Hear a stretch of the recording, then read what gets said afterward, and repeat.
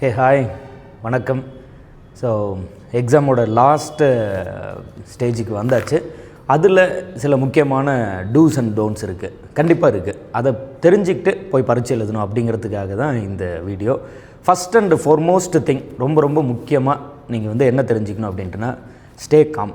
அவ்வளோதான் நம்ம சொல்லணும். முடிஞ்ச அளவுக்கு நிதானமாகவும் பொறுமையாகவும் இருக்க முயற்சி பண்ணுங்கள். ரொம்ப ஃபேமஸான ஒரு ஸ்டேட்மெண்ட் இருக்குது, ப்ரிப்பரேஷன் பீட்ஸ் டேலண்ட் அப்படின்னு சொல்லுவாங்க. அதாவது நீங்கள் நல்லா ப்ரிப்பேர் பண்ணிக்கிட்டிங்கன்னா எவ்வளோ பெரிய டேலண்டடான ஒரு ஆளாக இருந்தாலும் அதை பீட் பண்ணலான்னு சொல்லுவாங்க. நம்ம அந்தளவு நல்லா ப்ரிப்பேர் பண்ணியிருக்கோம், நிறைய எஃபோர்ட்ஸ் போட்டிருக்கோம். அந்த எஃபோர்ட்ஸை எப்படி ப்ராப்பராக கொண்டு போய் எக்ஸாமில் டெலிவர் பண்ணுறது, எப்படி அதை கரை சேர்க்கிறது அப்படிங்கிறத தான் இப்போ நம்ம தெரிஞ்சுக்க போகிறோம். ஒரு சில சின்ன சின்ன மிஸ்டேக்ஸ்னால, கடைசி டைமில் ஏதாவது ஒரு சின்ன பிளண்டர் மிஸ்டேக்னால அதை தவற விட்டுறக்கூடாது இல்லை, அதற்கான டூஸ் அண்ட் டோன்ட்ஸ் தான் இந்த லிஸ்ட்டு. ஸோ அதில் ஃபஸ்ட் அண்ட் ஃபார்மோஸ்ட் திங் என்ன அப்படின்ட்டுனா, கருப்பு பேனா. ஒரு கருப்பு பேனா 2 கருப்பு பேனாவாக எடுத்துகிட்டு போயிடுங்க.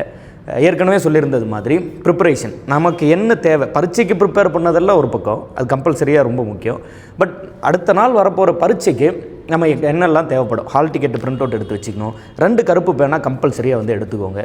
மேபி ஒரு பேனா நல்லபடியாக எழுதும், ஒருவேளை எழுதாமல் போயிடுச்சுனாவோ, இல்லை ஏதாவது ஒரு இஷ்யூ இருந்தது அப்படின்னாவோ அது சொதப்பிடக்கூடாது இல்லை, அதனால ஒரு 2 கருப்பு பேனாவாக எடுத்துக்கோங்க.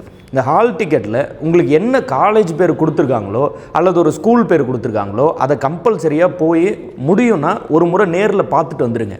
குறிப்பாக ஒரு ஊரில் ஒரு பேரில் 2-3 காலேஜ் இருக்கும். இப்போ எடுத்துக்காட்டால் சேலத்தில் ஏவிஎஸ் அப்படிங்கிற பேரில் ஒரு 2-3 காலேஜ் இருக்கும். ஒரு காலேஜுக்கும் இன்னொரு காலேஜுக்கும் நடுவில் கிட்டத்தட்ட ஒரு 10-15 கிலோமீட்டருக்கு மேலே டிஃப்ரென்ஸ்.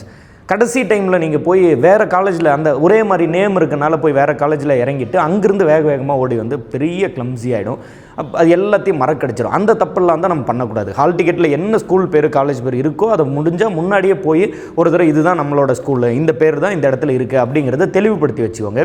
அண்ட் எக்ஸ்பெக்ட் டிராஃபிக், அதாவது டிராஃபிக்கை பார்த்து சர்ப்ரைஸ் ஆகக்கூடாது. ஒருவேளை திடீர்னு காலையில் ஒரு டிராஃபிக் ஆகுது, ஏதாவது ஒரு டிராஃபிக் ஏற்படுது, ஒரு 10-15 நிமிஷம் அதனால் தாமதமாகுது அப்படின்னா, ஐயோ 15 நிமிஷம் ஆகிடுச்சு, 10 நிமிஷம் இங்கே தாமதம் ஆகுதேன்னு பதட்டப்படக்கூடாது. ஒருவேளை அப்படி ஆனாலும் நான் ப்ரிப்பேர்டாக இருக்கேன் அப்படிங்கிற மாதிரி முன்கூட்டியே அதற்கும் சேர்த்து தயாராக கிளம்பி போயிடணும். அதை விட ரொம்ப ரொம்ப முக்கியம், கடைசி 2 நாளில் நல்ல ஃபுட்டை சாப்பிடுங்க. கடைசி 2 நாளில் போய் ஏதாவது ஒரு டைஜஷனை சிதைக்கிற மாதிரி, ஏதாவது கோளாறு பண்ணுற மாதிரி ஒரு சாப்பாட்டை எடுத்துக்காதீங்க.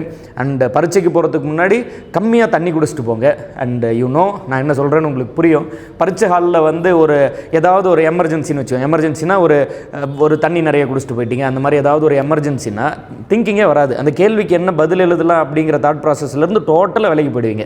எப்போ நம்ம இங்கேருந்து எழுந்து வெளியே போக முடியும், என்ன பண்ண முடியும்னு முழுக்க கவனம் ஃபுல்லாக அங்கே போயிடும். ஸோ அந்த தப்பை பண்ணிடாதீங்க. கொஞ்சமாக தண்ணி குடிச்சிட்டு போங்க. முன்னாடி 1 நாள் 2 நாள் முன்னாடி இருந்தே நல்லா தூங்குங்க. நான் நிறைய நேரம் படிக்கிறேன்னு சொல்லி கண்ணை முழிச்சு படித்து அங்கே போய் தூக்க கலக்கத்தில் பாதி தூக்கத்தில் சுற்றிட்டு இருக்காதீங்க. பரீட்சைக்கு முன்னாடி நாள் நல்லா தூங்குறது அவசியம். அதை விட அவசியம் அதற்கு முன்னாடி நாள்னு கடைசி ஒரு 2-3 நாளைக்கு கொஞ்சம் நல்லா தூங்கிடணும். பாடியை ரெஸ்ட் பண்ணிக்கணும், வேறு எந்த வேலையும் செய்யக்கூடாது. ஸோ ஹால் டிக்கெட்டில் இருக்கக்கூடிய ஸ்கூல் பேரை பார்த்து அந்த ஸ்கூலில் போய் அல்லது அந்த காலேஜ் போய் நேரில் பார்த்து இதுதான் நம்ம இடம் தெரிஞ்சு வச்சுக்கணும். 2 கருப்பு பேனா, ஹால் டிக்கெட் ஒரு 2 இடத்துல பிரிண்ட் அவுட் போட்டு வச்சுக்கோங்க. ஆனலாக் வாட்ச் ஒன்று எடுத்து வச்சுக்கோங்க. ஒரு சில எக்ஸாம் சென்டரில் உங்களுக்கு பெல் அடிக்கலாம், ஒரு சில எக்ஸாம் சென்டரில் பெல் அடிக்காமல் கூட போயிடலாம். நமக்கு நேரம் என்னன்னு தெரியாமல் இருக்கக்கூடாது. அது பழைய வாட்சாக இருந்துடக்கூடாது, செல் இல்லாமல் இருந்துடக்கூடாது. அது மாதிரியான சின்ன சின்ன விஷயங்கள்லாம் எதுவும் தப்பு பண்ணிடக்கூடாது. கவனமாக இது பண்ணிக்கணும். இத்தனை வருஷ டிஎன்பிஎஸ்சி ஜேர்னியில் ஒரு சில எக்ஸப்ஷனலான கேசஸ் நம்ம பார்த்தது உண்டு.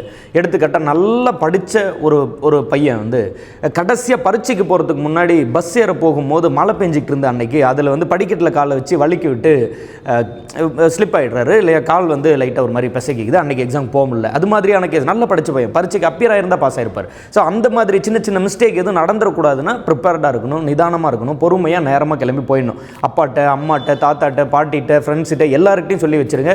எவ்வளோ நேரமாக எழ முடியுமோ எந்திரிச்சுவாங்க. 10 மணிக்கு தான் போகணும், 8 மணிக்கு தான் போகணும், 7 மணிக்கு தான் போகணும் எனக்கு அப்படின்னு சொல்லி தாமதமாக கிளம்பக்கூடாது. எவ்வளோ ஏர்லியராக போக முடியுமோ போய் உட்காந்துருக்கு. போய் எக்ஸாம் ஹாலில் ஒரு இடத்த பிடிச்சி புத்தகத்தெல்லாம் விரித்து கடையை போட்டு உட்காந்து நீங்கள் பாட்டுக்கு படிக்க ஆரம்பிச்சிருங்க. யாரும் உங்களை கேட்க போகிறதில்ல. லைட்டாக ஃபுட்டு எடுத்துகிட்டு போயிடுங்க, லைட்டாக தண்ணியை குடிச்சிட்டு போயிடுங்க. கவனமாக இருங்க. அண்ட் அதே போல் இந்த டிராஃபிக்கு, இயர்லியராக ஸ்லீப், இது எல்லாத்தையும் சொல்லியிருக்கோம். இதெல்லாம் ரொம்ப ரொம்ப முக்கியம். எழுதி வச்சு கூட ப்ராப்பராக வந்து எல்லாத்தையும் டிக் பண்ணி சரியாக பண்ணுறோமா அப்படிங்கிறத பார்த்துக்கோங்க. அண்ட் அதே போல் வந்து எப்போதும் ஒரு விஷயம் உண்டு, அதாவது கடின உழைப்பை கரை சேர்க்கும் இந்த கடைசி தருணத்தில் தேவையான ஒரு ஆயுதம் வந்து நம்பிக்கை. அது மறந்துடக்கூடாதுன்னு சொல்லி லிஸ்ட் பண்ணி வச்சுருந்தேன். ஒரு கடைசி ஸ்டேஜில் என்ன தேவைப்படும் அப்படின்ட்டுனா, நம்ம நிறைய உழைப்பை கொடுத்துருப்போம், என்ன நடக்கும் எப்படி இருக்கும் எல்லாம் தெரியாது, நல்லபடியாக நடக்கும், பாஸ் ஆயிடுவீங்க, எல்லாம் சரியாக நடக்கும். இருந்தால் கூட ஒரு நம்பிக்கை ஒன்று வந்து வேணும். ஒரு வசனமாக சொல்லுவாங்க, அதை விடியும்னு விண்ணை நம்புற நீ வந்து முடியும் என்று உன்னை நம்பு அப்படிங்கிற மாதிரி எல்லாம் சொல்லுவாங்க. அதெல்லாம் ரொம்ப சிம்பிளாக நீங்கள் அதில் புரிஞ்சிக்க வேண்டிய ஒரு விஷயம் என்ன அப்படின்ட்டுனா, நம்பிக்கை வைங்க. கம்பல்சரியாக பாஸ். நல்லா படிச்சிருப்பான், ஒரு ஏரியாவில் பயங்கரமாக படிச்சிருப்பான், அந்த ஏரியாவிலேருந்து கொஸ்டின் வராமல் போயிடலாம். ஒன்றுமே படிக்காமல் போய் ஃப்ளூக்கில் அடிச்சிருப்பான், அந்த டஃப்பான ஏரியாவில் அவனுக்கு அந்த கொஸ்டின் சரியாக போயிடலாம். எது வேணால் எப்படி வேணால் நடக்கலாம்.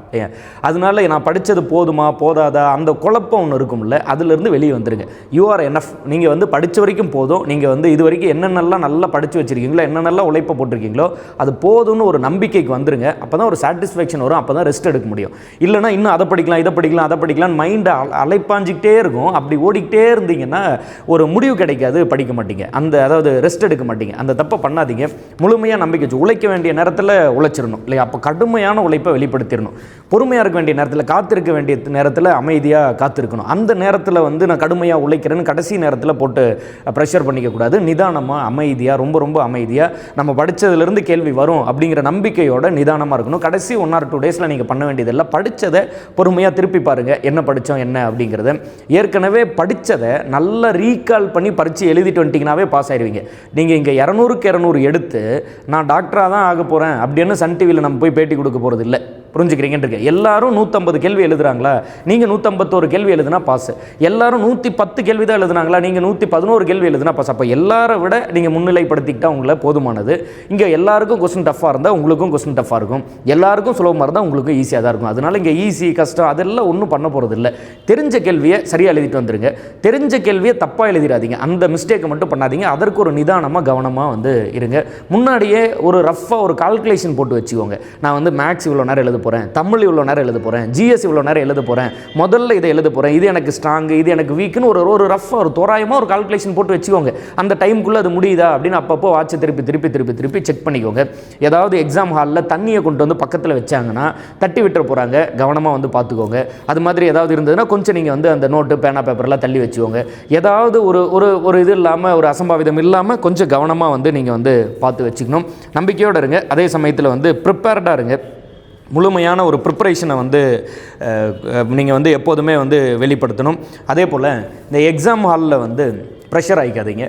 டக்குன்னு வந்து எக்ஸாம் ஹாலில் வந்து இத்தனை 1000 பேர் இருக்கும்போது என்னை மட்டும் எழுப்பி விட்டு ஏன் வந்து பிட்டு இருக்கான்னு செக் பண்ணுறேன், ஏதாவது காப்பி அடிக்கிறதுக்கு வந்து பேப்பர் வச்சுருக்கீங்களான்னு செக் பண்ணுறது, இல்லை ஏதாவது மேபி அவங்க ரேண்டமாக பண்ணலாம். ஆனால் அந்த மாதிரி ஏதாவது ஒன்று பண்ணும்போது நம்ம ப்ரெஷர் ஆகிடக்கூடாது, ஐயோ நம்மளை ஏதாவது கேள்வி கேட்குறாங்கன்னு சொல்லிட்டு. இல்லை ஒரு சில எக்ஸாம் ஹாலில் ஒரு முறை வந்து நடந்தது. நம்ம ஸ்டூடெண்ட் ஒருத்தர் வந்து அனலாக் வாட்ச் தான் கட்டிக்கிட்டு போயிருந்தார். ஆனால் எக்ஸாம் ஹாலுக்குள்ளே போகும்போது அந்த வாட்ச் பார்க்குறதுக்கு டிஜிட்டல் வாட்ச் மாதிரி தெரிஞ்சதுனால அந்த இன்விஜிலேட்டர் வந்து கொஞ்சம் வந்து அதை வைக்கக்கூடாதுன்னு ஒரு விவாதம் மாதிரி ஆயிடுச்சு. அதில் ப்ரெஷர் ஆகி அந்த எக்ஸாம் வந்து கொஞ்சம் குறைவான மதிப்பெண் எடுத்திருந்தார். ஸோ அந்த மாதிரிலாம் ஏதாவது லாஸ்ட் டைமில் ஏதாவது ஒரு விதத்தில் ஏதாவது ப்ரெஷர் வந்தால் கூட நிதானமாக காமாக ஹேண்டில் பண்ணுங்கள். போட்டு ரொம்ப கன்ஃபியூஸ் பண்ணிக்காதீங்க. பரவாயில்ல, இது இப்போ நம்ம என்ன ஸ்டெப் எடுக்கணும் அப்படிங்கிறத பார்த்துக்கோங்க. மேக்ஸிமம் எல்லா இன்விஜிலேட்டர்ஸ்க்கும் ப்ராப்பராக இன்ஸ்ட்ரக்ஷன்ஸ் கொடுத்து சரியாக தான் அனுப்புவாங்க. இஃப் இன்கேஸ் ஏதாவது வந்து அங்கே ஹாலில் வந்து ஏதாவது இஷ்யூ இருக்குது அப்படின்றனா அதை ஒரு மெச்சூராக ஹேண்டில் பண்ணி கரெக்டாக அதிலேருந்து என்ன செய்யணும் செய்யக்கூடாதுங்கிறத தெளிவாக வந்து நீங்கள் வந்து பார்த்து பக்குவமாக வந்து ஹேண்டில் பண்ணிக்கோங்க.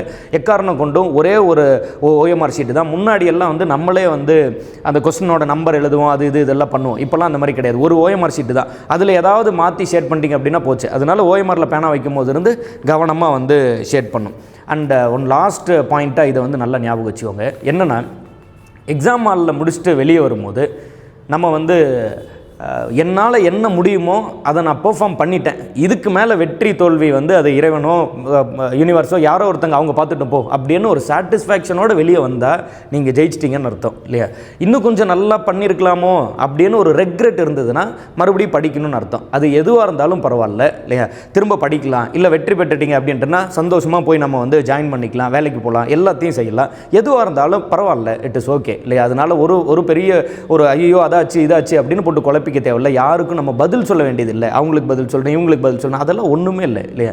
நல்லா படிங்க, சூப்பராக படிங்க, ப்ரிப்பேர்டாக இருங்க, காமாக இருங்க, போய் நல்ல பரீட்சை எழுதுங்க. படித்த கேள்வியை எக்ஸாமில் பார்க்கும்போது அது ஒரு மாதிரி ரொம்ப சூப்பராக இருக்கும், ஒரு போதை மாதிரி இருக்கும். நான் இதை படித்தேன், இது கேள்வி வந்துருச்சு, இந்த ஏரியாவில் படித்தேன், இதில் கேள்வி வந்துருச்சு, இந்த கேள்வியை பார்த்தோன்னே பதில் எழுதிட்டேன், நான் ஆப்ஷன் என்னன்னே தேடல, அதுக்கு பதிலாக பதில் எங்கே இருக்குன்னு தான் தேடினேன். அந்த மாதிரி வந்து அது ஒரு மாதிரி ரொம்ப சாட்டிஸ்ஃபைடான ஒரு ஃபீல் கொடுக்கும், சூப்பராக இருக்கும். அது மாதிரி நீங்கள் நிறைய படித்த கேள்வி வரும், அந்த படித்த கேள்வி எல்லாம் பார்த்து நல்லா எழுதிட்டு வாங்க, சூப்பராக வந்து பர்ஃபார்ம் பண்ணிட்டு வாங்க. அது எல்லாமே ஒண்டர்ஃபுல்லாக கை கொடுக்கும். அண்ட் கடைசியாக ஒரு பாயிண்ட் நல்லா ஞாபகம் வச்சுக்கோங்க, பரீட்சை ஹாலை விட்டு வெளியே வந்த உடனே நீங்கள் வந்து எந்தெந்த கேள்விக்கு என்னென்ன பதில் எழுதுனீங்களோ அதை எல்லாத்தையும் தெளிவாக ரவுண்ட் பண்ணி வச்சுக்கோங்க. ஆன்சர் கீ செக் பண்ணுறது ரொம்ப ரொம்ப முக்கியம். நிறைய பேர் நான் வந்து இந்த கேள்விக்கு நம்ம கேள்விக்கெல்லாம் ஆன்சர் கீ வந்து மார்க் பண்ணி வச்சோம்னா நம்ம தப்பாக எழுதிட்டதை மற்றவங்க பார்த்துருவாங்க, இல்லை ஏதாவது ஒரு காரணத்தினால நிறைய பேர் ஆன்சர் கீ மார்க் பண்ணி வைக்கிறதே இல்லை. வந்துட்டு எத்தனை கீ சரியாக பண்ணீங்க, எத்தனை கொஸ்டின் சரியாக பண்ணீங்க அப்படின்னு கேட்டால் தோராயமான பதில் சொல்லிட்டு இருப்பாங்க. அது வந்து ரொம்ப ரொம்ப கஷ்டம். உங்களோட கட் ஆஃபை ப்ரிடிக்ட் பண்ணுறதுல அது பயங்கரமாக சொதப்போம். வெளியே வந்த உடனே எந்தெந்த கேள்விக்கு என்னென்ன பதில் எழுதுனீங்கன்னா அந்த இடத்துலையே எக்ஸாம் ஹால் விட்டு வெளியே வந்து கொஞ்சம் தூரம் தள்ளி வந்து அந்த இடத்துல நீங்கள் வந்து கொஸ்டின் பேப்பர் எல்லாத்தையும் மார்க் பண்ணிட்டு வந்துருங்க. ஏன்னா ஆன்சர் கீ வந்ததுக்கப்புறம் நீங்கள் கேள்வியை ஃபேஸ் பண்ணும்போது ஆமாம் இந்த ஆன்சர் தான் எழுதுனேன் அப்படின்னு நினைப்பீங்க. ஸோ அப்போ சரியான ஆன்சர் எழுதுன மாதிரி தெரியும், கட் ஆஃப் நிறைய நல்லா பண்ணிட்டோம் அப்படிங்கிற மாதிரி தெரியும். ஓஎம்ஆர் ஷீட்டில் என்ன இருந்ததோ அதை அப்படியே எக்ஸாம் ஹால் விட்டு வெளியே வந்த பிறகு கொஸ்டின் பேப்பரில் மார்க் பண்ணிட்டு வந்துட்டீங்கன்னா நீங்கள் வந்து ஆன்சர் கீ செக் பண்ணும்போது மிக சுலபமாக இருக்கும். எத்தனை கேள்வி சரியாக இருக்குன்னு அப்சல்யூட்டாக தெரியும். 200 கேள்வியில் நான் 190 கேள்வி அடிச்சிட்டேன், ஒண்டர்ஃபுல், இந்த தரம் கண்டிப்பாக வேலை வருதுன்னு தெரியும். இல்லை 160 அடிச்சிருக்கேன், செக் பண்ணி பார்க்கணும், இன்னும் கொஞ்சம் எப்படி வரும்னு தெரியல, இல்லை 130 140 அந்த மாதிரி போச்சு, இந்த கேள்வி எல்லாம் நல்லா பண்ணேன் அப்படின்னு தெரியும். ஷியோராக தெரியணும். எக்ஸாம் ஹால் விட்டு வெளியே வந்தோடனே அது இதுன்னு யார்கிட்டையும் பேசாமல் ஃபுல்லாக கவனத்தை வந்து கொஸ்டின் பேப்பரில் கொடுத்து என்ன ஓஎம்ஆர் ஷீட்டில் எழுதியிருந்தீங்களோ அதை முழுமையாக வந்து நீங்கள் வந்து உங்களோட கொஸ்டின் பேப்பரில் மார்க் பண்ணி வச்சுக்கோங்க. அப்போ தான் வந்து நம்ம வந்து கட் ஆஃப் வந்து செக் பண்ண முடியும். அது மிக மிக அவசியமானதாக இருக்கும். அண்ட் ஏற்கனவே சொல்லியிருந்தது போல தான் கடைசி பாயிண்ட்டை அதை தான் நான் திரும்ப சொல்ல நினைக்கிறேன். அதாவது என்னென்னா, நிச்சயமாக எல்லாருமே வெற்றி பெறுவீங்க, நம்பிக்கை வைங்க. ஏன் எப்படி என்னென்னலாம் தெரியாது, ஆனால் எப்படியோ ஒன்று நான் வந்து ஜெயிச்சிருவேன் அப்படின்னு ஒரு ஒரு ஒரு முட்டாள்தனமான ஒரு நம்பிக்கைன்னு கூட வச்சுக்கோங்களேன். அந்த மாதிரி ஒரு முட்டாள்தனமான ஒரு நம்பிக்கை அவசியம், ரொம்ப ரொம்ப அவசியம். நம்பிக்கை இருந்தால் தான் நம்ம முதலடியை எடுத்து வைக்க முடியும். அது மிக மிக அவசியம். ரெண்டாவது, இஃப் இன் கேஸ் ஒருவேளை அந்த மாதிரி வந்து சரியாக பர்ஃபார்ம் பண்ண முடியாமல் போனாலோ எதுவாக இருந்தாலும் இட் இஸ் ஓகே, எல்லாம் பரவாயில்ல, ஒன்றும் பிரச்சனை இல்லை, மறுபடியும் படிக்கலாம், மறுபடியும் நல்லா வந்து கலர்ஃபுல்லாக வந்து நல்ல எக்ஸாம்ஸை வந்து கிளியர் பண்ணி இன்னும் நல்லா வரலாம். உழைப்பை நம்பி நம்ம வந்து செயல்படும் போது வெற்றி என்னைக்கு இருந்தாலும் நிச்சயமாக வரும். அது என்னைக்கு அப்படிங்கிறது தான் வந்து தள்ளி போகுமே தவிர்த்து வராமல் போகிறது இல்லை. ஒரு மோட்டிவேஷனலாக இப்படி சொல்லுவாங்க, அதாவது ஒரு மரத்தின் கிளை மீது அமரக்கூடிய பறவை வந்து அந்த கிளையை நம்பி அமர்றதில்லை, அதற்கு பதிலாக தன்னுடைய சிறகுகளை நம்பி அமருது. ஒருவேளை மரம் உடஞ்சி போச்சுன்னா, அந்த கிளை உடஞ்சி போச்சுன்னா ஐயோ அப்படின்னு சொல்லி கீழே விழுந்துருமா அப்படின்னா இல்லை, அதுக்கு பறக்க தெரியும், பறந்து வேறு இடத்துக்கு போயிடும். படிக்க தெரியும், உழைப்பை கொடுக்க தெரியும், அதை எப்படி நம்ம வந்து பரீட்சையில் கொண்டு போய் டெலிவர் பண்ணணும்னு தெரியும். எந்த ஒரு பரீட்சை இல்லைனாலும் இன்னொரு பரீட்சையில் நம்ம நிச்சயமாக வேலை வாங்கி கம்பல்சரியாக வந்து அந்த வேலைக்குள்ளே நுழைஞ்சிருவோம். அதனால் முழுமையாக நம்பிக்கை வைங்க, கம்பல்சரியாக வந்து அந்த வேலை வந்து கிடைக்கும் அப்படிங்கிற நம்பிக்கையோடு இருங்க. நல்லபடியாக எழுதுவீங்க, நல்லா எழுதிட்டு வாங்க. எழுதிட்டு வந்து எவ்வளோ கட் ஆஃப் என்ன ஏது அப்படின்னு சொல்லுங்கள். வாழ்த்துக்கள். இல்லையா, போட்ட உழைப்பு வந்து கரை சேரும், நிச்சயமாக வந்து அது வந்து உங்களுக்கு பரிசளிக்கும். அதோட நம்பிக்கையோடு வந்து போய் எழுதிட்டு வாங்க. அண்ட் மற்றதெல்லாம் வந்து எழுதி முடிச்சுட்டு வந்த பிறகு நம்ம வந்து பேசுவோம். முடிஞ்சளவு அமைதியாக இருங்க, நல்லா ப்ரிப்பேர்டாக போங்க. ப்ரிப்பேர்டுனா பரீட்சைக்கு ப்ரிப்பேர்டு இல்லை, எக்ஸாமுக்கு நல்லா ப்ரிப்பேர்டாக போங்க. என்ன தேவை, ஹால் டிக்கெட்டு, பேனா, இது எல்லாம் நல்லா ப்ரிப்பேர்டாக எடுத்துகிட்டு போயிட்டு வாங்க, நல்லா பண்ணிவிட்டு வாங்க. வாழ்த்துக்கள். நன்றி. தேங்க்யூ.